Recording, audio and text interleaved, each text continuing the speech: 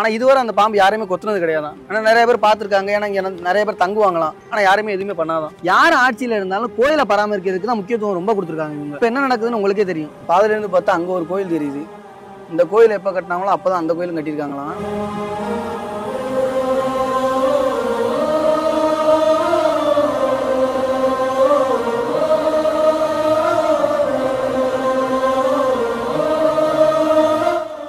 யாரை பார்க்கறதுக்காண்டி இங்கே வந்தோமோ அவரை தான் நம்ம பார்க்க போகிறோம். இங்கேருந்து அரண்மனைக்கு போகிறதுக்காண்டி ஒரு சுரங்கப்பாதை வச்சுருக்காங்க இந்த ரெண்டு கோயிலுக்கு நடுவில்.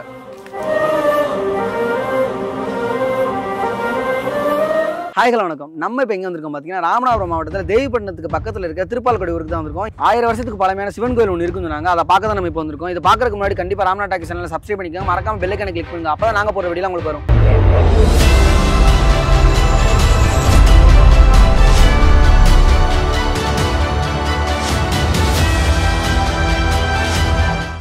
ஆரம்ப காலகட்டத்தில் இந்த சிவனை அபிமான ராமன் அழைச்சிருக்காங்க.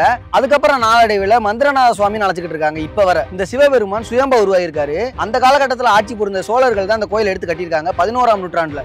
ஆரம்பத்தில் இந்த கோயிலை சோழர்கள் தான் கட்டியிருக்காங்க. அதுக்கப்புறம் முதலாம் மரவரும் சுந்தரபாண்டியனும் குலசேகர பாண்டியனும் இந்த கோயிலை பராமரிச்சுட்டு வந்திருக்காங்க. சூரிய சக்கரவர்த்திங்கிற ஒரு அரசர் இந்த ஊரையே இந்த கோயிலுக்கு தானமா கொடுத்திருக்காரு. இதுல இருந்து நமக்கு என்ன தெரியுதுன்னு பாத்தீங்கன்னா, யார் ஆட்சியில இருந்தாலும் கோயிலை பராமரிக்கிறதுக்கு தான் முக்கியத்துவம் ரொம்ப கொடுத்துருக்காங்க இவங்க. இப்ப என்ன நடக்குதுன்னு உங்களுக்கே தெரியும். அதெல்லாம் நமக்கு எதுக்குங்க, கோயில் எப்படி இருக்குன்னு வாங்க உள்ள போய் பார்ப்போம். இந்த ரெண்டு கோயிலுக்கு நடுவுல உள்ள ஒரு சுரங்கப்பாதை இருக்குன்னு சொல்றாங்க. 40-50 வருஷத்துக்கு முன்னாடி அந்த சுரங்கப்பாதையை ஒரு ஊர் மக்கள், ஒரு ஊர்ல உள்ள பொதுமக்கள் இது திறந்து பார்த்துருக்காங்க. அதுக்கப்புறம் பயந்து போய் அதை மூடிட்டாங்க. அது இப்போ மண்ணிலே போயிருச்சு. அது எங்க இருக்குன்னு கண்டுபிடிக்க முடியாத மாதிரி தான் இருக்கு. இந்த இடத்துல தான் இருக்கு. இங்க இருந்து அரண்மனைக்கு போறதுக்காண்டி ஒரு சுரங்கப்பாதை வச்சிருக்காங்க இந்த ரெண்டு கோயிலுக்கு நடுவுல. அதுக்கப்புறம் இங்க ஒரு உரக்கிணறு ஒன்று இருந்திருக்கு. பெரிய ஆழமான ஒரு கிணறு ஒன்று இங்க பக்கத்துல இருந்திருக்கு. அதுவும் மூடிட்டாங்க. அது எதனால மூடினாங்கலாம் தெரியல. சுரங்கப்பாதை ஒன்று இருந்திருக்காது, அதனால மூடிப்பாங்க. அந்த உரக்கிணறு எதனால மூடினாங்கன்னு தெரியல. சரி வாங்க அப்படியே நம்ம கோயிலுக்குள்ள போவோம். இந்த கோயில் 1000 வருஷத்துக்கு பழமையான கோயில் தான். இப்ப புதுமைப்படுத்தி வச்சிருக்காங்க. உள்ள என்ன இருக்குன்னு பாக்குறதுக்கு முன்னாடி வெளியே என்னென்னலாம் இருக்குன்னு வாங்க உள்ள போய் பார்ப்போம். பொதுவாகவே எல்லா கோயிலையும் நந்தி இருக்கும். இந்த கோயிலையும் நந்தி இருக்கு. நந்தியை பார்க்கும்போதே தெரியுது ஒரு அந்த காலத்தில் உள்ள ஒரு இப்போ நந்தி மாதிரி தான் இருக்குது. அப்படியே பார்த்தீங்கன்னா பின்னாடி ஒரு ஏதோ கட்டியிருக்காங்க. இப்போ பெயிண்ட் அடித்து புதுசாக வச்சுருக்காங்க. இதில் எனக்கு தெரிஞ்ச கொடிமரம் இருந்திருக்கலாம். கொடிமரம் இருந்த மாதிரி ஒரு அடையாளமாக தான் இருக்குது. என்ன இருந்துச்சுன்னு தெரில. மேக்ஸிமம் அது கொடிமரமாக தான் இருந்திருக்கும். இந்த மரமும் ரொம்ப வருஷமாக இருக்குது. இந்த மரம் பேர் விழுவ மரம். இதில் இருக்கிற பழம் வந்து மருத்துவத்துக்கு பயன்படுத்தப்படுறாங்க இப்பயுமே. இது இன்னும் பழமையாக இருக்கு. இந்த கோயில் ஆரம்பத்துலேருந்து இது இருக்கு. இந்த மரம் இருக்கான். இது மேக்சிமம் சிவன் கோயிலில் மட்டும்தான் அந்த மரம் இருக்குமா. இந்த மரத்துக்கு பேர் விண்ணி மரமா. நீ பாருங்களேன், எவ்வளோ காலம் ஆச்சு, 1000 வருஷம் ஆச்சு அந்த கோயில் கட்டி. அப்போ அதுக்கு முன்னாடியிலேருந்தே இந்த மரம் இருக்குன்னு சொல்கிறாங்க.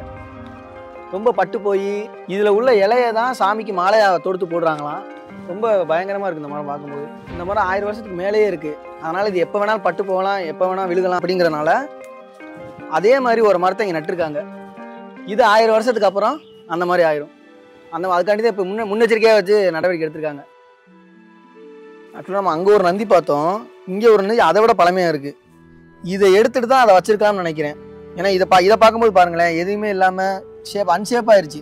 புளியும் தாவுமா பழங்காலத்து இது அப்படியே தெரியுது. இதில் நம்ம அதுதான் பழசு நினச்சா அதை விட பழசு இது இருக்குது. பயன்படுத்த முடியாதனால அதை எடுத்துகிட்டு இங்கே வச்சுருக்காங்க ஓரத்தில் ஒரு இடத்துல. நம்ம அங்கே பார்த்தா அதே மாதிரியானது. இதுவும் பழமையானது. இப்போ அதை புதுமைப்படுத்தி பெயிண்ட் அடித்து வச்சுருக்காங்க. இது அப்போ உள்ளதுனால எடுத்து தனியாக வச்சுருக்காங்க. இதில் தான் கொடிமரம் இருந்திருக்கும் போல். கொடிமரம் இருந்திருக்கு. ஆனால் அதனால இதை எடுத்துகிட்டு இதை மாதிரி அதே மாதிரி அங்கே ஒரு செட் பண்ணியிருக்காங்க. இந்த கடைக்கு பழம்.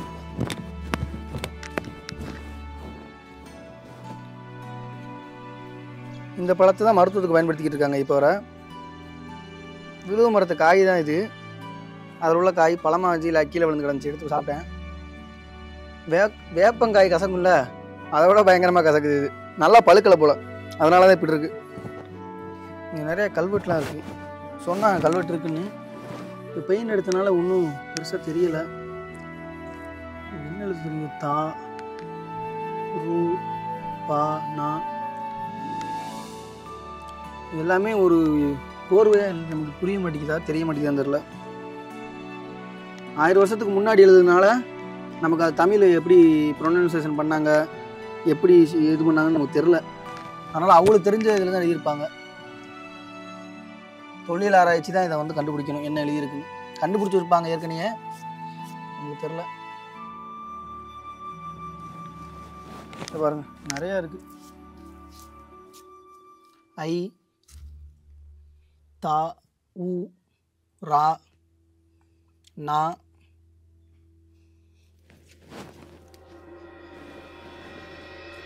நம்ம தமிழ் தான் அதுவும். ஆனால் அது எப்படி உச்சரிக்கணுங்கிறத நமக்கு தெரில. இங்கே ஒரு பாதை இருக்குது.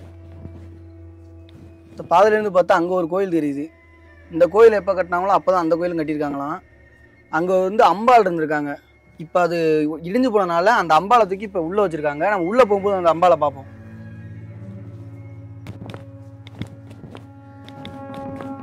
தட்சிணாமூர்த்தி இங்கே தான். இங்கே தட்சிணாமூர்த்தி சாமி உள்ள படிப்புக்கு உகந்தவர்னு சொல்லுவாங்க. வியாழக்கிழமை ஸ்கூல் படிக்கும்போது சாமி கும்பிடுறது, படிப்பு வரணும் அப்படின்னு சொல்லி. படிப்பு உகந்த சுவாமி தட்சிணாமூர்த்தி தான்.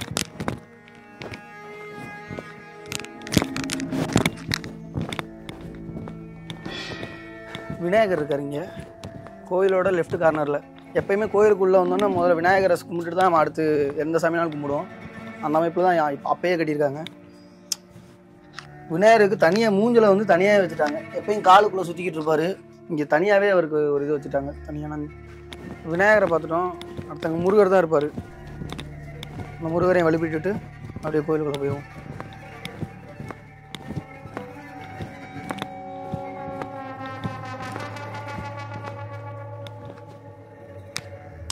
இங்கே முருகர் மட்டும் தனியாக இருக்கார். குழந்தை முருகர்னால தனியாக இருக்கார். பாலமுருகன், அவர் தான் பாலமுருகன். எவ்வளோ பெருசாக அந்த அர்ச்சனை பண்ணுற தண்ணியெல்லாம் இங்கே வந்து விழுகிற மாதிரி அதில் ஒரு செடி வளர்த்து ரொம்ப சூப்பராக இருக்குது. அதை தாங்கி பிடிக்கிற மாதிரி ஒரு சிலை வச்சு ரொம்ப க்ரியேட்டிவிட்டியாக அப்போயே யோசிச்சு கட்டியிருக்காங்க. இப்போ கட்டினது கிடையாது, இது அப்போவே கட்டியிருக்காங்க. அவங்களோட க்ரியேட்டிவிட்டிக்கு ஒரு அளவே இல்லாமல் போச்சு பாருங்கள். தாங்கி பிடிக்கிற மாதிரி ஒன்று, அதில் மரம் வளைகிற மாதிரி ஒன்று, ரொம்ப சூப்பராக இருக்குது பார்க்கும்போது. இந்த கோயிலோட செவத்தை பாருங்களேன். இது இங்கிட்டு சாஞ்சிருக்கு, அது ஃபுல்லாக நேரம் நிற்குது. லைட்டாக இடிஞ்சு இந்த இடத்துல சாஞ்ச மாதிரி தெரியுது. அதே மாதிரி ரொம்ப தூரம் வந்து மண் ஏறிடுச்சுன்னு நினைக்கிறேன். இந்த பாருங்க, இதெல்லாம் நம்ம கோயிலில் கொஞ்சம் மேலே இருக்கிற மாதிரி இருக்கும். அந்த இடம்லாம் இதெல்லாம் ரொம்ப கீழே போயிடுச்சு, மண் ஏறிடுச்சு ஃபுல்லாக. 1000 வருஷம் ஆனதுனால இங்கே பாருங்கள். ரொம்ப நான் பாட்டுக்கு இங்கிட்டு பாட்டுக்கு ஏதோ பண்ணிக்கிட்டு இருக்கேன். இங்கே பாம்பு இருந்ததாகவும் சொல்கிறாங்க. பெரிய ரொம்ப நீளமான பாம்பு கோயில் வாசல்லே நேரப்படுத்தி கிடக்குமா, யாரையுமே உள்ளே விடாதான் முன்னாடி. இப்போ அந்த பாம்பு சின்னதாகி மேலே தான் சுற்றிக்கிட்டு இருக்குன்னு சொல்கிறாங்க. கோபுரத்து மேலெலாம் போய் சுற்றி கிடக்குமா, வாசல் வர வருமா, இங்கேக்குள்ளே படுத்து கிடக்குன்னா சொல்கிறேன். பார்த்துருக்காங்களா, நிறைய பேர் பார்த்ததான் சொல்கிறாங்க. பெரிய பாம்பு இப்போ சின்னதாயிருச்சு, அதுவே ஆட்டோமேட்டிக்காக சின்னதாயிருச்சுன்னு சொல்கிறாங்க. இல்லை அதுவே அதோட குட்டி அந்த பாம்பு இப்போ வந்திருக்கான்னு தெரில. ரொம்ப பெரிய பாம்பாக கிடந்துச்சான் அந்த இடத்துல. வாசலில் கிடக்குமா, யாரையுமே உள்ளே விடாத மாதிரி கிடக்குமா. பாம்புனாவே உண்மையாகவே எல்லாத்துக்கும் பயமாக தான் இருக்கும். ஆனால் இதுவரை அந்த பாம்பு யாரையுமே கொத்துனது கிடையாது. ஆனால் நிறைய பேர் பார்த்துருக்காங்க. ஏன்னா இங்கே நிறைய பேர் தங்குவாங்களாம் சிவன் ராத்திரி. அந்த இடத்துல நிறைய பேர் தங்குறதுனால அந்த பாம்பு இப்படின்னு நடந்து போகுமா, ஊறி போயிட்டு இருக்குமா. ஆனால் யாருமே எதுவுமே பண்ணாதான், அது பாட்டுக்கு அது வேலையை பார்த்துட்டு போயிட்டே இருக்கும். கோயிலை ஒரு டைம் சுற்றி வந்தாச்சு, என்னென்ன இருக்குலாம் பார்த்தாச்சு. கோயிலுக்குள்ளே என்ன இருக்குங்கிறத வாங்க உள்ளே போய் பார்ப்போம்.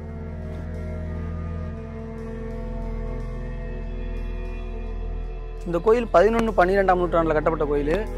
சுயம்பா தோன்றின சிவன் லிங்கம் உள்ள இருக்கு. அதை தான் நம்ம பார்க்க வந்திருக்கோம்.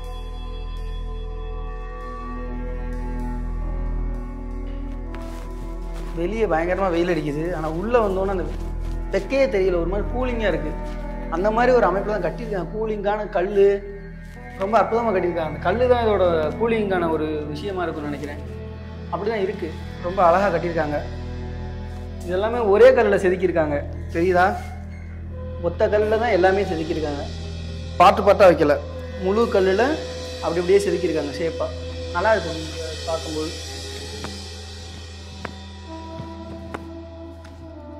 இங்கே பாருங்கள், 2 விநாயகர் இருக்கு. அங்கே வெளியே ஒரு விநாயகர் பார்த்தோம், இங்கே ஒரு விநாயகர். இங்கே நான் அங்கேயே சொன்னேன்ல, இங்கே பாலமுருகன் குழந்தையா உள்ளதுன்னு தான் நம்ம அங்கே பார்த்தோம்.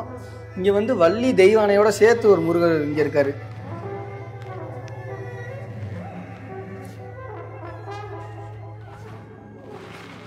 இங்கே ஒரு நாகர் இருக்காரு.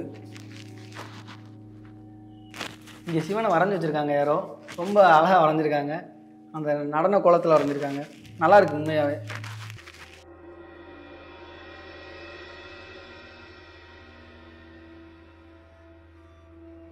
இங்கே சண்டீஸ்வரர் இருக்காரு.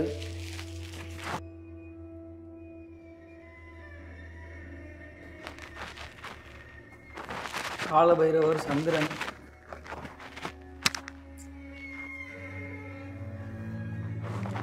ஆக்சுவலாக இந்த சாமி எல்லாமே வெளியே இருந்த சாமியாம்.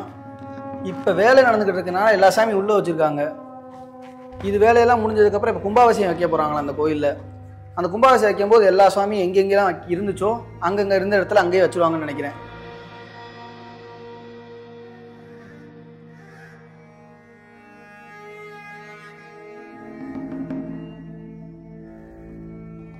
இன்னொன்று சொல்ல மறந்துட்டேன், இந்த கோயில் முழுக்க முழுக்க அரண்மனை தேவஸ்தானத்து கண்ட்ரோல் கீழே தான் இருக்குது.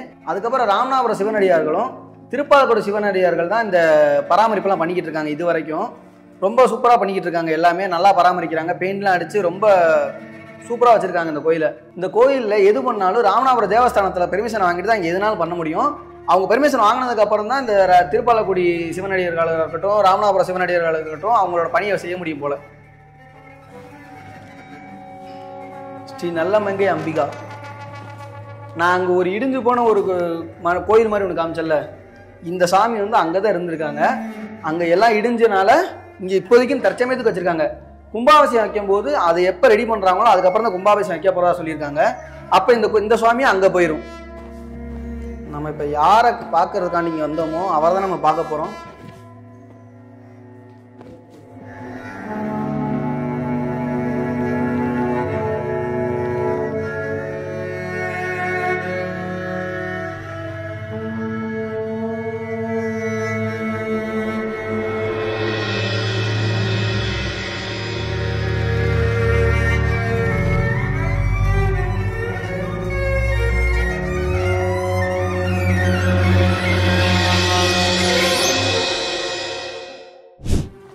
ராம்நாட்டில் இந்த மாதிரி நிறைய கோயில் இருக்குங்க. நமக்கு தெரிஞ்சதெல்லாம் உத்திரசமம் கோயில், திருப்பலானி கோயில், அதுக்கப்புறம் அந்த ராமேஸ்வரர் கோயில் மட்டும் தான் தெரியும். ஆனால் இது மாதிரி சோழர்கள் வந்து சும்மா போகல, இந்த மாதிரி நிறைய கோயிலை கட்டி வச்சுட்டு தான் போயிருக்காங்க. தரமாக இருக்குது. 1000 வருஷத்துக்கு பழமையான கோயில்னா நம்புற மாதிரியா இருக்குது. ஆனால் அது யாருக்குமே தெரியாது. இந்த ஊரில் இருக்கிறவங்களுக்கே நிறைய பேருக்கு தெரியாது. ஸோ நீங்கள் கண்டிப்பாக இந்த மாதிரி இடத்துக்குலாம் வாங்க, வந்து பாருங்கள்.